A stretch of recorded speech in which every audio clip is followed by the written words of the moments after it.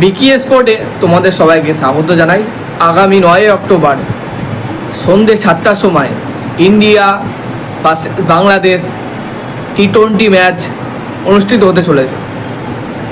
তাই সমস্ত ক্রিকেট প্রেমিক মানুষদের কাছে আমি আহ্বান জানাই, আপনারা কালকে ইন্ডিয়া বাংলাদেশ ম্যাচটি দেখুন। দেখা যাক ইন্ডিয়ার কোন 11 জনের স্কোয়াড কালকে মাঠে নামে।